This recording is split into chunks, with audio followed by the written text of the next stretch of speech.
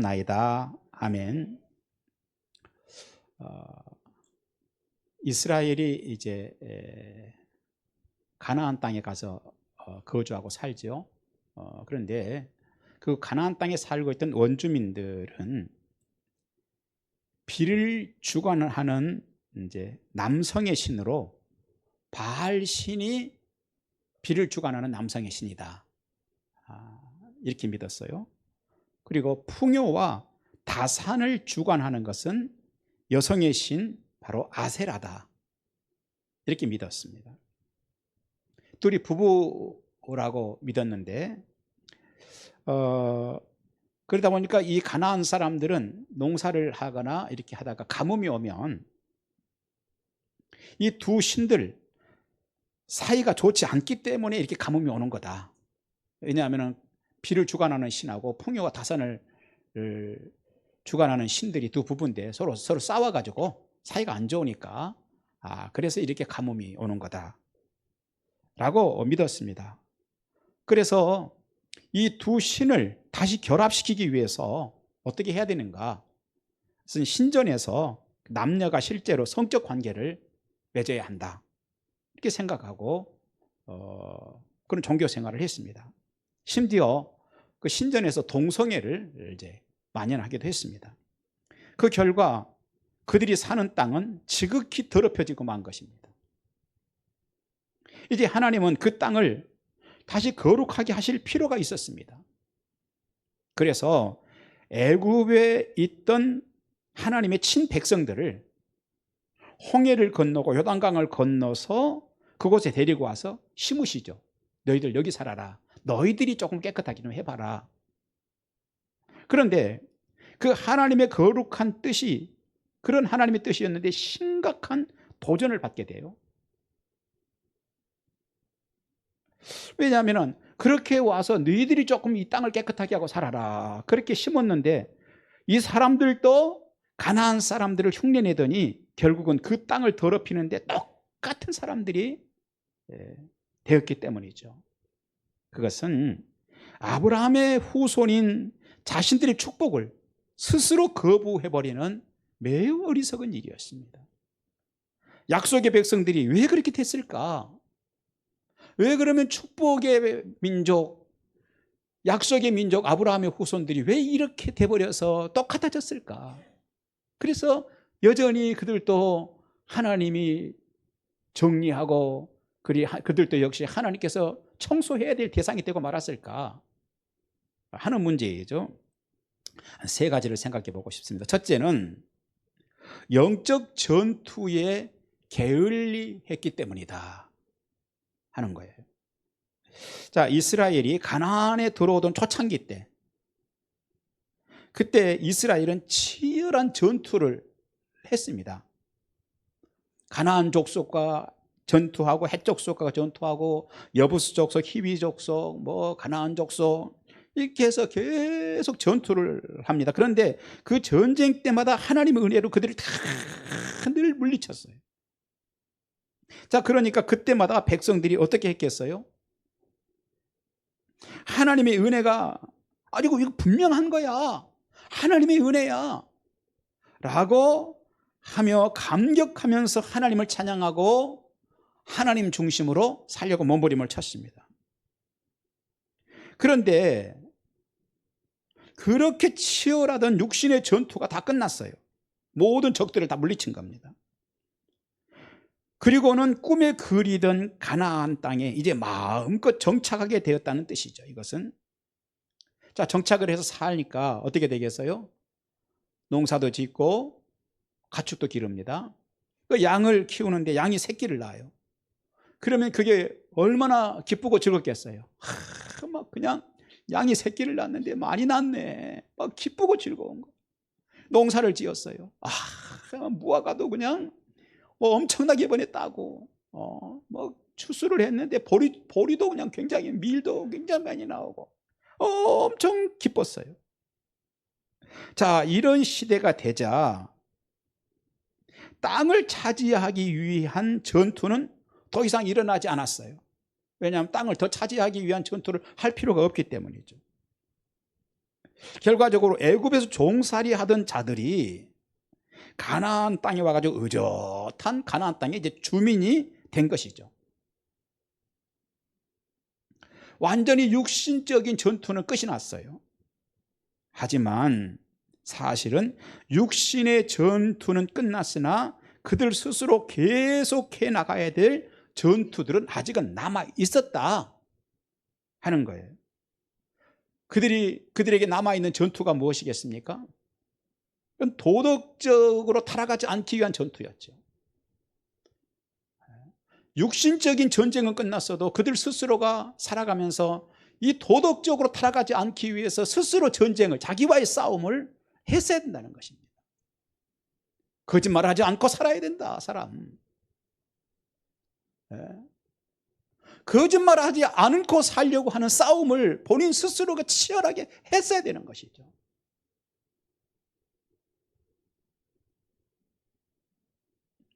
그 전투라는 것은 주변의 어떤 나라들하고 칼 들고 나가서 전투하는 것이 아니라 본인들 스스로 자신이 도덕적으로 타락하지 않기 위해서 자신을 늘 돌아보는 싸움을 본인들이 했어야 된다는 것이에요. 도덕적인 전투만 있는 것은 아니었습니다. 스스로 하나님 앞에 서려고, 정말 하나님 앞에 서려고 하는 영적인 전투도 그들에게 남아 있었던 거예요. 그 영적 전쟁이라는 게 뭡니까? 그 영적 전쟁이라고 하는 것은 자신들의 기쁨거리가 하나님이어야 한다는 것입니다. 내 기쁨거리는 하나님이어야 돼. 하나님이 내 기쁨거리고 내가 하나님께 쓰임받는 것이 내 기쁨거리여야 돼. 그 외에 다른 것들이 나의 기쁨거리가 되지 않도록 하는 싸움을 스스로 했어야 된다는 얘기예요. 자, 이제 하루를 지났습니다. 해가 지고 잠자리에 눕습니다. 그런데 자신이 하루를 돌아보면서 하나님만 기뻐하고 살았다면 그것이 하루를 보낸 그들의 기쁨이 되도록 했어야 된다는 얘기죠. 오늘 내가 참 하나님을 기쁘게 한 게 생각나서 이게 큰 기쁨이다 하고 하루를 마무리했어야 된다는 얘기죠. 또한 현실은 힘들고 어려워도 하나님의 말씀을 따라보려고 몸부림친 것이 그날 중에 있었다면 그것이 그날 저녁 잠자리에 들기 전에 하루를 평가할 때 가장 큰 기쁨거리가 그게 되어야 된다는 것이에요. 반대로 하나님의 얼굴에 먹칠을 한 일이 있다면 그것이 가장 슬픈 일이 되도록 하는 싸움을 그들이 싸웠어야 된다는 것입니다. 무슨 얘기인지 아시겠죠? 말씀이 육신의 싸움은 끝났어요. 이제 그럴 싸움할 필요 없어요.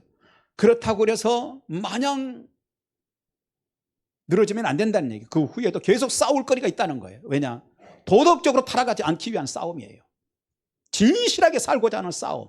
이거 싸우지 않으면 반드시 도덕적으로 타락합니다. 거짓말을요 밥 먹듯이 하고 살 수 있어요, 사람이요. 도덕적 싸움을 싸워야 했고 영적으로 하나님 앞에 진실하게 서려고 하는 싸움을 늘 스스로가 싸워야 되는 거예요. 그거 싸우지 않으면 반드시 영적으로 타락하게 돼 있어요. 그리고 영적인 이 타락이라는 게 뭐냐? 우리 기독교인들의 영적인 타락은요 기쁨거리의 타락이에요. 다시 말해서 그가 하나님 앞에 진실하게 설 때는요 하나님이 기뻤고 하나님께 쓰임받는 게 기뻤고 하나님이 영광을 받으시고 하나님이 높아지시면 그게 기쁨거리였는데 어느 순간 이건 나 무슨 상관이 없어, 이게 무슨 나에게 기쁨거리야, 이제부터는 기쁨거리가 그게 아니고 나에게 좋은 일이 있어야 기쁨거리고 내가 즐거워야 기쁨거리이고 이렇게 기쁨거리가 달라진다는 얘기예요. 기쁨거리가 달라지는 것이 영적 타락이다 이 말이에요. 그러니까 그렇게 하지 않기 위해서 영적 싸움이 치열하게 본인들 스스로 했어야 된다는 얘기입니다. 자, 웨스트민스터 대소리 문답 제1문에 사람의 첫째 되고 가장 높은 목적은 무엇인가 그랬어요. 다시 말해서 우리가 사는데요, 여러분 옆에 분들 한번 쳐다보세요. 옆에 분들도 그렇고 나 자신도 그렇고 이 땅 위에 우리 인간으로 살아가는데 우리 인간으로서의 목적이 뭐냐 이거예요. 그렇죠? 우리 인간의 목적이 있는 존재예요. 우리 인간으로서 살아가는데 제1 목적이 뭐냐? 답이 그것입니다. 사람의 첫째 되고 가장 높은 목적, 인간으로서의 목적은 하나님을 영화롭게 함과 영원토록 하나님을 온전히 즐거워하는 것이다 그랬어요. 그러니까 기쁨거리가 뭐죠? 하나님을 기뻐하는 거예요. 이것이 영적으로 타락하지 않는 것이죠. 그런데 어느 순간부터 하나님이 기뻐지는 게 아니라, 하나님의 일이 기뻐지는 것이 아니라, 하나님께 쓰임받는 것이 기뻐지는 것이 아니라 어느 순간부터 기쁨거리가 타락을 해. 내가 즐거워야 기쁨거리이지, 이렇게 되는 것이죠. 여러분, 저와 여러분은요, 하나님을 영원히 즐거워하는 것이 기쁨거리여야 하는 자들인 것을 믿으시기 바랍니다. 세상에서 나 때문에 하나님이 존귀하게 되면요, 그게 큰 기쁨거리여야 돼요. 그런데 영적인 타락이 오면 그런 것은 하나도 기쁨거리가 아니야. 교회에 와도요, 교회가 칭송을 받고 주변 사람들에게 교회가 칭찬을 듣고 이런 거는 뭐 교회가 부흥하고 성장하고 이런 건 기쁨거리가 아니야. 내가 즐거워야 기쁨거리. 이게 타락한 사람들이란 말이죠. 다시 말해 자아를 실현해야 기쁨거리이지 하나님이 기뻐하신 일을 했기 때문에 기쁨거리가 아니라는 거예요. 그러다 보니까 함께 커피 마시고 함께 등산하고 하는 것이 기쁨거리지 교회가 힘을 얻고 하는 것이 나와 무슨 상관이 있어? 그것은 내가 영적으로 타락했다는 증거라는 얘기예요. 오늘 본문의 이스라엘은 영적으로 타락하지 않기 위해서 그 싸움을 스스로 할 줄 아는 사람들이 됐어야 했던 겁니다. 하지만 언약궤를 메고 요단강을 가르고 가나안 땅에 들어와 가지고 가나안 7 족속과 치열한 싸움을 하던 그들이 이제 육신의 전쟁이 없어지자 그런 영적 전쟁마저도 끝내버리고 모든 것 끝내고 열중 쉬어 편히 쉬어 이게 된 것이죠. 우리도 이 점을 중시해야 합니다. 어떤 사람들은 고난이 찾아오면 그 고난을 넘기기 위해서 하나님의 도우심을 갈망하면서 치열한 전투를 하죠.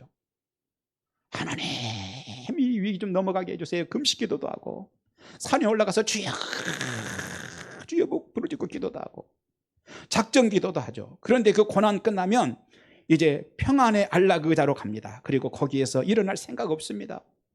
물론 평안의 안락 의자가 나쁜 것은 아니죠. 하지만 그런 자들은 그 후에도요 자신이 도덕적으로 영적으로 바로 서기 위한 싸움을 해야 됐던 거예요.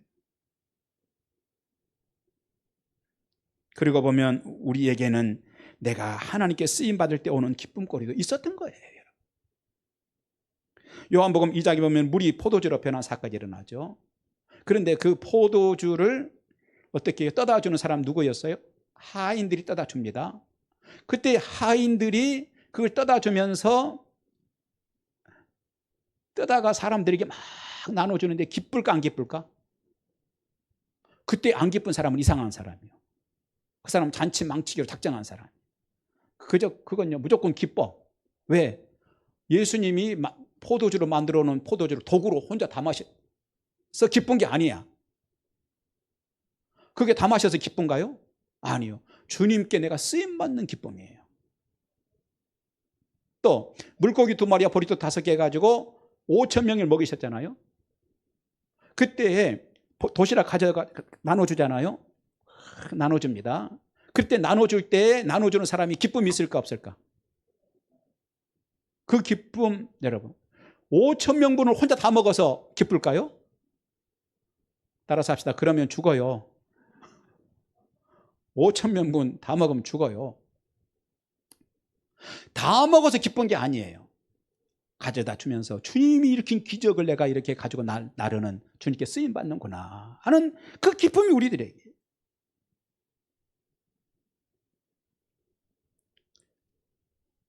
그런데 오늘 본문에 나오는 이 사사기 2장에 나오는 이 사람들은 그렇게 되고자 하는 싸움 자체가 없어요.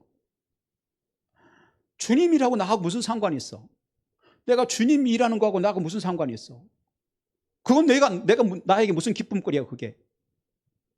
타락을 한 것이죠.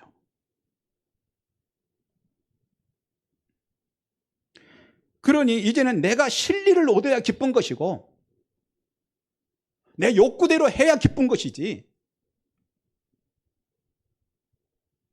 여러분, 하나님을 섬기며 기쁨거리를 정확하게 하면요, 헛되지 않은 인생이 될 줄 믿습니다. 하지만 그렇게 되지 않으면 후회 남는 인생 됩니다, 여러분. 후회 남는 인생 돼요. 그것이 사람들로 받은 인정이 됐건, 사람들이 막 인정해주고 목사님하고 권사님, 집사님, 장로님 해도요, 다 헛거예요. 하나님 없이 쌓아 올린 인생이 금자탑이 되었건 마찬가지입니다. 영국의 헨리 8세 밑에서 오랫동안 이 헨리 8세 황제를 보좌했던 추기경, 울지라고 하는 추기경이 있었어요. 그런데 그의 인생 초점은 하나님께 신임받고자 하는데 초점이 있는 게 아니라 헨리 8세 황제에게 신임받고자 하는데 초점이 모아졌어요. 자, 그 황제에게 신임을 얻고자 인생을 막 쏟아부었어요. 그러던 어느 날 왕의 신임을 잃어버려요. 그리고 대역죄로 체포되어 가지고 감옥에 갇힙니다. 런던 탑에. 그는 평생 왕에게 충성을 다했으나 모함으로 감옥에 갇히게 된 것이에요. 그러자 그는 낙심하면서 친구에게 이런 말을 합니다. 내가 왕을 섬긴 것처럼 하나님을 섬겼더라면, 아니 추기경이 하나님을 섬기는데 열심히 내야 될 건데 하나님 섬기는데 열심 안 내고 왕 섬기는데 충성을 다하고 열심을 냈어요. 그러니 나중에 감옥에 갇혀가지고 고백한, 내가 하나님 섬기는 것을 왕 섬기듯이 그렇게 하나님께 섬겼더라면 하나님은 결코 나를 버리시지 않았을 것인데. 여러분, 많은 사람들이 이와 같은 탄식을 하죠. 사람을 섬기고 사람에게 섬기다가 나중에 사람에게 쓰임받고 팽당하고 버림받고, 돈 섬기고 살다가 돈으로부터 버림받고, 권력을 섬기다가 권력도 떠나고, 명예를 섬겼으나 명예도 떠나가는 거예요. 하지만 우리가 잊지 말아야 할 것이 있습니다. 모든 것이 떠날 때에도 하나님께서는 하나님을 섬기는 자를 버리지 않으신다는 거예요. 때문에 누구라도 그런 사람들이 사람을 하나님보다 더 섬기고 하나님 섬기듯이 하지 않고 사람을 그렇게 섬겼던 사람들이 이제 하나님을 바로 그 사람 섬기듯이 하나님 섬기고, 돈 섬기듯이 하나님 섬기고, 권력 섬기듯이 하나님 섬기게 되면 하늘의 보화가 쌓이게 될 줄 믿습니다. 진정한 믿음의 사람들은 그렇게 살았습니다. 요셉이죠. 정말 억울했을 거예요. 자신을 그 광야에서 지켜줘야 될 형들 아닙니까? 형이면 지켜줘야 될 사람들이죠. 그런데 자신을 팔아 넘겨버려. 이건 아주 나쁜 사람이죠. 나쁜 사람들이죠. 자신을 지켜줘야 될 형들이 세상에 지켜주지 않고 이걸 홀랑 팔아먹어버려요. 얼마나 억울하겠어요. 보디발의 집에서는 보디발의 아내를 자신이 추행한 적이 없고 오히려 자신이 추행을 당했으나 오히려 감옥에 간 사람은 자신이었어요. 따라서 합시다. 얼마나 억울하냐. 하지만 하나님이 진실을 드러나게 하셔요. 진실을 드러나게. 그래서 성경이 뭐라고 그랬어요? 요셉이 보디발의 아내를 추행하다가 감옥에 갇혔다고 기록되지 않고 보디발의 아내가 요셉을 추행하다가 그 뒤집어 씌우려고 하다가 요셉이 감옥에 갔다 이렇게 기록되어 있어요. 진실이 드러난 거예요. 여러분, 우리도요 삶을 살면서 요셉처럼 살아야 합니다. 억울한 일이 있으면 어떻게 해야 돼요? 밝히기는 해야 되겠죠. 밝히기는 해야겠지만 하나님 없는 자들처럼 하면 안 되는 거예요. 지금 우리에게도 그런 영적 싸움이 있는 겁니다. 여러분 모두에게 영적 싸움이 있습니다. 여러분, 저도 그렇습니다. 하나님 앞에 서서 살려고 하는 싸움을 싸워야 합니다. 우리는. 저도 부족하지만 늘 그렇게 살아보려고 몸부림치고 있습니다. 여러분도 저처럼 하시고 사시기 바랍니다. 담임 목사가 강계상에서 이렇게 큰 소리 할 때는요,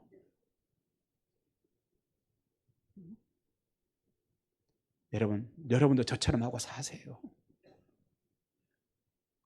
저는 그렇게 생각해요. 목사는 단지 설교를 잘하는 사람이 되는 것이 목표가 돼서는 안 된다고 생각합니다. 이 타락하고 이 더럽혀진 세상을 살고 있는 성도인 여러분들이 때로는 억울한 일을 당하고 때로는 가만히 있어도 눈물이 그냥 줄줄 흐르는 상황이 있을지라도, 그런 상황에서도 그리스도인들은 어떻게 살아야 하는지 삶으로 보여주는 일에 최선을 다하고 살아야 하는 사람이 목사라고 저는 생각합니다. 그런데 그것이 언제 가능합니까? 우리에게 일상에서는 싸움거리가, 칼 들고 나가서 싸울 싸움거리가 그치고, 이 세상에서는 우리가 투쟁해 와서 뭐 얻을 거리가 없어진다 할지라도 늘 하나님 앞에 스스로 서려고 하는 영적 전쟁을 쉬지 않고 하려고 할 때에 가능한 일이에요. 오늘 본문의 이스라엘은 그 영적 싸움을 했어야 돼요. 그런데 살만하니까 이제 하나님이 기쁨거리가 아니라, 하나님께 쓰임받는 게 기쁨거리가 아니라 내 욕구가 원하는 대로 재미진 거 좋잖아요. 네? 재미지게 하고 좋잖아요. 그게 기쁨거리가 되고,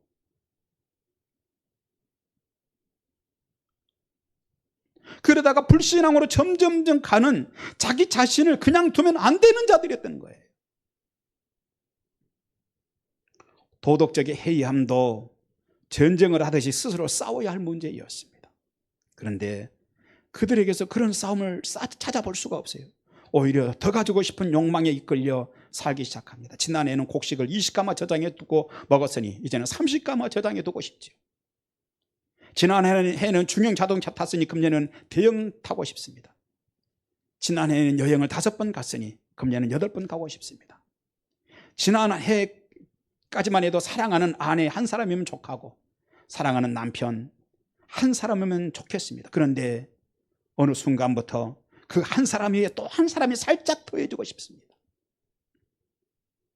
그러니 풍요와 다산을 의미하는 바알과 아세라를 섬기는 원주민들의 일이 얼마나 매력적으로 보였겠어요. 가나안 원주민들이 하는 일이라는 게 뭐죠? 그들은요, 그런 일은 이스라엘 백성들이요 또다시 그들과 영적 육체적 전쟁이 아니라 할지라도 그들이 하는 일과는 닮지 않으려고 하는 싸움이 있어야 돼. 싸움거리였지만 오히려 그것을 그렇게 하면 안 된다고, 하나님 백성들이 그렇게 살면 안 된다고, 하나님 백성답게 살아야 한다고 만류하는 자들에게 막 대해서 오히려 막 분노를 하죠. 적대감을 막 드러냅니다. 사사기에 보면요, 기드온이 하나님의 부르심을 받죠. 가슴이 뜨거워지죠. 그래서 어떻게 합니까? 그 문제 많은 바알, 그 문제에 있는 바알 제단을 가서 확 무너뜨려 버려요. 때려 부시죠. 자, 그러면 이스라엘 백성들 마음이 어떻게 해야 돼요? 그걸 보고 가슴을 찢고 회개하고 우리가 하나님 잘못 살았습니다 해야 될 건데, 기드온에게 박수를 보내야 될 건데, 그게 아니라 어떻게 해요? 기드온을 죽여버리자고 그래요. 저런 놈을 죽여버리자. 왜?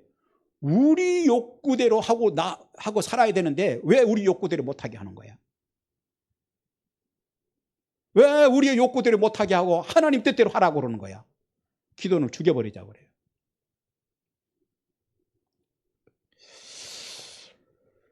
무엇인가 심각하게 잘못되고 있습니다. 그런데 정작 본인들은 그것을 잘못이라고 일도 생각하지 않습니다. 오히려 그것을 바로잡아 주려고 하는 자들을 싸워야 할 자로 선정을 합니다. 오늘 우리가 가장 먼저 싸워야 될 영적 전투가 있어요. 내가 하나님의 자녀라는 것을 잊어버리는 것하고 싸워야 합니다. 우리는 하나님의 자녀입니다. 아멘. 우리는요 하나님의 자녀예요. 또 한 가지 있습니다. 우리는 그리스도의 신부입니다. 순결해야 합니다. 신부가요, 결혼식 하는데 드레스를 입었는데 얼룩덜룩 더럽혀지고 여기저기 더럽혀진 그거 입고 가면 안 돼요. 깨끗하게 살아야 합니다. 우리가 그리스도의 신부라는 거 잊어버리면 안 돼요. 하나님 자녀라는 거 잊어버리면 안 되는 거예요. 아인슈타인 부인에게 기자가 질문을 했습니다. 위대한 과학자와 함께 사는데 혹시 그 부인께서도 수학을 좀 아십니까? 그러니까 이 부인이 아니요. 그 물리학을 좀 아십니까? 아니요. 그러면 남편이 뭐 하는지 알고는 계십니까? 그 아인슈타인 아내가 뭐라고 그러겠어요? 아니요, 모르겠는데요. 그러니까 기자가 말합니다. 아니 도대체 아인슈타인 부인 맞습니까? 그랬더니 이 부인이 기자를 바라보면서 이 한마디를 하죠. 오직 한 가지, 그 사람이 내 남편이라는 것은 알고 있습니다. 무슨 문제가 있나요? 여러분, 세상이 타락하고 부패하고 더럽혀졌어도 우리가 하나님의 자녀라는 사실을 잊어버려서는 안 됩니다. 다 잊어버려도, 다 덮여도 우리가 그리스도의 신부라는 사실을 잊어버리면 안 됩니다. 깨끗해야 하는 자들입니다, 여러분. 두 번째, 왜 이런 문제가 생겼을까? 주변 환경에 따라서 달라지는 믿음이었다. 그렇기 때문이었다는 거예요. 다시 말해서 주변 환경 따라서 변질돼 버리는 믿음이었기 때문이라는 것이죠. 가나안 1세대는 광야를 거치는 동안 떠도는 생활을 했습니다. 그 생활은 언제나 긴장이 떠나지 않습니다. 또한 모든 물자가 부족합니다. 그런데 그런 형편은 오히려 하나님만 의지하는 도구가 됐어요. 하나님, 이것도 부족하고요, 하나님 도와주세요. 그런 후에 환경이 확 바뀌어버립니다. 자신들을 인도했던 여호수아도 죽었습니다. 출애굽 1세대 어른들도 떠났습니다. 만나 매출하기도 그치고 자신들이 농사를 지어야 살 수 있는 환경이 되었습니다. 그래도 그들은 하나님 중심이어야 했습니다. 환경은 바뀌어도 믿음이 변질돼서는 안 되는 것이었죠. 하지만 자신들의 기쁨거리를 하나님이 기쁨거리가 아니라 자신들의 욕구를 채우는 것을 기쁨거리로 알기 시작하며 기쁨거리에 타락이 찾아오더니 우상 섬기기에 정신이 없습니다. 그렇게 되면 하나님께서 어떻게 하시겠어요? 하나님 죽으신 분 아니거든요. 하나님께서 주변 나라들이 쳐들어와서 이스라엘이 황폐하게 만듭니다. 문제가 무엇입니까?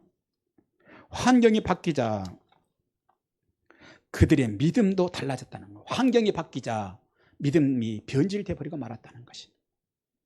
긴장하는 믿음은 사라졌습니다. 오히려 세상에서 더 많은 것을 가지고 싶은 그 욕구를 실행하고자 하는 믿음으로 바꿔져 갔습니다. 그래서 그들은 생명의 주보다는 풍요의 주를 원했습니다. 생명의 주보다는 자신의 욕구를 실현할 수 있는 그런 신을 더 원했던 것입니다. 그런 그들에게 가나안의 바알과 아세라는 매력적일 수밖에 없었습니다. 그들의 믿음은 주변 환경 따라서 얼마든지 변하는, 얼마든지 변질돼 버리는 그런 믿음이었던 것입니다. 여러분, 교회 안에 있을 때 믿음하고 335 모여 있을 때 믿음하고 달라집니까? 교회 안에서 믿음하고 주점에 갔을 때 믿음하고 달라집니까? 환경 바뀌면 변질됩니까? 안 됩니다. 그 결과 역대하 2장 10절에서 여호와를 알지 못하는 시대다 분류했습니다. 오늘 본문은 누구라도 삶의 방식에 따라서 믿음이 크게 영향을 받을 수 있음을 보여줍니다. 연관해서 놓치지 말아야 하는 것이 있습니다. 현대 사회는 삶의 방식이 다양합니다. 우리도 그 삶의 방식에 영향받을 수 있다는 것입니다. 때문에 저도 여러분도 긴장의 끈을 놓으면 안 되죠. 긴장의 끈이란 뭡니까? 어떻게 하면 삶의 환경이 바뀌어도 여전히 하나님을 기뻐하는 것이 나의 기쁨거리가 될까? 하나님께 쓰임받는 것이 내 기쁨거리가 될까?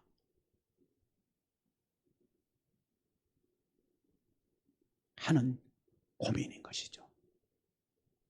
자아를 실현하는 것이 기쁨거리가 되지 않고 하나님을 기뻐할 수 있는 신앙이 될 수 있을까 하는 것이죠. 마지막 세 번째, 왜 그랬을까? 왜 이렇게 그들이 타락하고 가나안 사람들하고 똑같이 되고 말았을까? 가르침의 부재 때문이었다. 신명기 31장 13절은 또 너희가 요단을 건너서 차지할 땅에 거주할 동안에 이 말씀을 알지 못하는 그들의 자녀들에게 듣고 내 하나님 여호와 경외하기를 배우게 할지니라. 하지만 본문의 사람들은 그 일을 소홀했어요. 자식들에게 신앙교육 안 하고 말았습니다. 가르침의 문제가 중요하기는 우리 시대도 동일합니다. 우리는 자녀들에게요, 집안에서 신앙교육 잘 해야 합니다. 말 한마디 한마디 속에 하나님이 계시는 것을 입증하면서 말해야 됩니다. 내가 행동 하나하나에서 하나님을 섬기는 것이 무엇인지 보여주면서 가르쳐야 하는 것입니다. 그 일을 쉬면 안 됩니다. 각자의 가정에서 다음 세대를 기약하며 믿음으로 눈물의 씨를 뿌리면 이 땅을 영원히 통치하시는 우리 하나님께서 언젠가는 반드시 열매가 되도록 하실 줄 믿습니다. 그 진실한 가르침은 어떤 상황에 처해 있건 반드시 별처럼 빛나게 해주시는 시간이 올 줄 믿습니다. 마지막 얘기 하나 하고 마치겠습니다. 옛날 인도에 곱추 한 사람이 살고 있었습니다.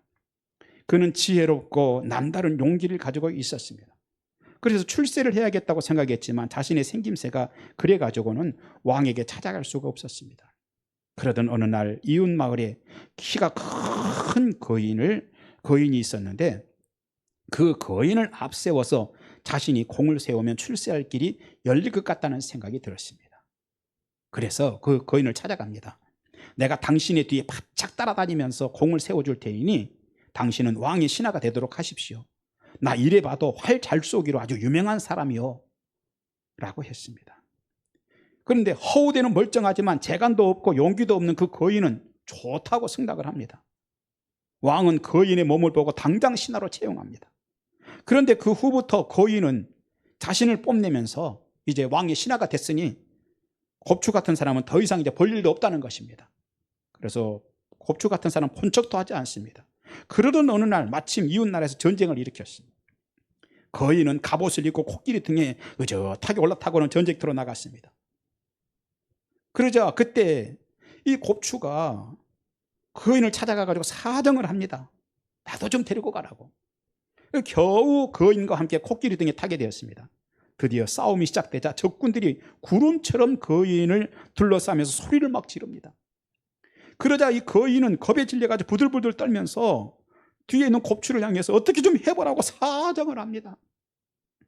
곱추는 기가 막혔지만 거인을 코끼리 등에서 내리게 한 후에 적군을 향해서 코끼리를 몰고 들어가면서 소나기같이 화살을 퍼부어 적의 왕을 사로잡아 버렸습니다. 자, 곱추가 전쟁에서 돌아오자 그 사실을 알게 된 왕이 너야말로 보배로구나 하며 큰 상과 높은 벼슬을 주었습니다. 이것은 인도의 동화에 나오는 이야기입니다. 이 세상에서도 진실한 것은 그 사람의 상태가 어떻든 간에 반드시 드러난다. 그 가치는 드러난다는 교훈입니다. 우리도 다음 세대를 위해서 안과 밖이 같은 삶으로, 여러분도 그렇고 저도 그렇고 안과 밖이 같은 삶으로 자녀들에게 하나님을 가르치고 진실한 삶을 가르치면 여러분 가정의 자녀와 손자들이 10년 후 50년 후에도 그 열매를 먹게 될 것입니다. 기도하겠습니다. 감사합니다. 하나님, 환경이 바뀐다고 타락하지 않게 하시고 환경 바뀐다고 변질되지 않게 하여 주시옵소서.